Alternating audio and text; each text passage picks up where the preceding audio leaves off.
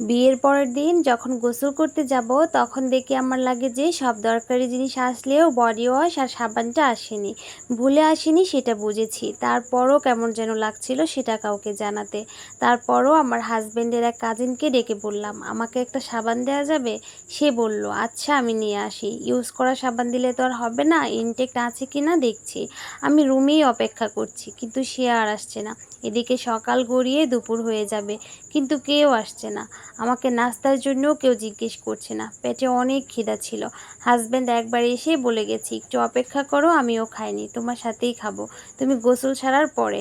এই কথাটার উপর ভরসা করি 2 ঘন্টা। খুবই বিব্রত বোধ করছিলাম এভাবে বসে থাকতে, তাও আবার গোসলের জন্য। আমি সাবান ছাড়াই গোসল করে নিতাম, কিন্তু তারা বলেছে সাবানের জন্য অপেক্ষা করতে, গোসলে যাওয়া যাবে না।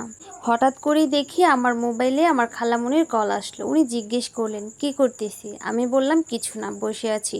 ওপাশ থেকে নীরবতা, আবার কারো গলার আওয়াজও শোনা যাচ্ছে, বাট কথা বোঝা যাচ্ছে না। খালামণি বললেন, শোন মা, একটু অপেক্ষা কর, সাবান নিয়ে আসতেছি। এর মধ্যে তোকে কেউ কিছু বললে কোনো কথা বলবি না। লজ্জায় আমার মাটির সাথে মিশে যেতে মন চাইলো। এগুলো নিয়েও কথা হবে, এবং সেটা বাবার বাড়ি পর্যন্ত চলে যাবে, আমি চিন্তাও করিনি।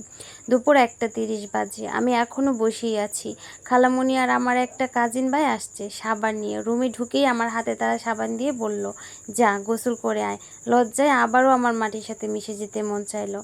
আমি গোসল সেরে আসলাম। খালামণি বললেন, আমরা চলে যাই। আমি বলতে চেয়েছিলাম, খেয়ে যাও, কিন্তু আমার পেটেই কিছু পড়েনি। কিন্তু আমি তাদেরকে কি বলবো, যদিও আমার খাবারটা বাবার বাড়ি থেকেই নিয়ে আসছিল। সবার একে একে খাওয়ার পালা শেষ। আমার হাজবেন্ড আমাকে ডেকে নিয়ে গেল ডাইনিং টেবিলে। আমি বসলাম। সাথে সাথেই আমাকে আমার চাচি শাশুড়ি বললেন, এই তুমি এসব কি পরছো, শাড়ি পরে আসো। আমার হাজবেন্ড বলল, খেয়ে নিক আগে, পরে পরলেও তো হয়। আমার চাচি শাশুড়ি কান্না শুরু করে দিলেন। প্রথম দিনই এই অবস্থা, পরে কি হবে? আমি ঝামেলা যাতে না বাড়ে সেজন্য উঠে গেলাম। গিয়ে শাড়ি বের করে কোনো মতেই পরে টেবিলে আসলাম। তখন সবাই আমাকে বলল, এই শাড়ি কি ছিল? না, আরও ছিল। আমি জবাব দিলাম, তাহলে তুমি এই শাড়ি কেন পরেছো? এইসব হালকা কালার কি বউরা পরে? দেখতেও কেমন কম দামি লাগছে। এসব তোমার বাবার বাড়ি রেখে এসো নেক্সট টাইম গেলে। আমি কি তাহলে একটা কালারফুল শাড়ি পরে আসবো? জিজ্ঞেস করলাম আমি। তারপর আমি একটা সবুজ শাড়ি পরে আসি। তারপর আমাকে খেতে দেয় তারা। কিন্তু সেই খাবারের কোনো স্বাদই আমি পাইনি, কারণ বিয়ে করার স্বাদে অলরেডি আমার পেট ভরপুর ছিল। রাতে যখন ঘুমাতে যাব তখন মা বাবার সাথে ফোনে কথা বলছিলাম। হঠাৎ কেউ একজন রুমে ঢুকেই আমার ফোনটা কেড়ে নেয়। দেখলাম আমার ননাস। ফোনটা কেড়ে নিয়ে উনি বললেন, আমাদের গিবত করছো? আমি বললাম, না, ভালো মন্দ জিজ্ঞেস করছিলাম। তাহলে এতক্ষণ কি কথা এত? তোমার বাবাকে এক্ষুনি কল দাও, দিয়ে বলো ভালো মন্দের খোঁজ বাসায় এসে নিয়ে যেতে। এত ফোন আলাপ চলবে না, আর ফোনটাও আমাদের কাছেই থাকবে সেটাও বলে দিও।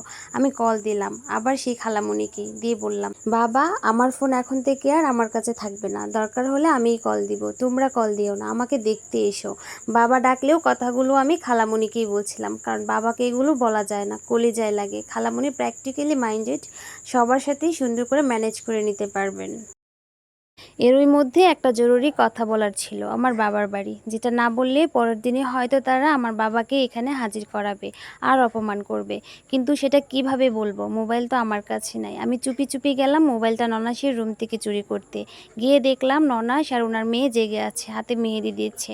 তাই আবার চলে আসলাম, আরেকবার চেক করতে হবে এসে। বিছানায় এসে ঘুমের ভান ধরলাম আর ভাবতে থাকলাম, শ্বশুরবাড়িতে বিয়ের প্রথম দিনই এরকম সিচুয়েশন।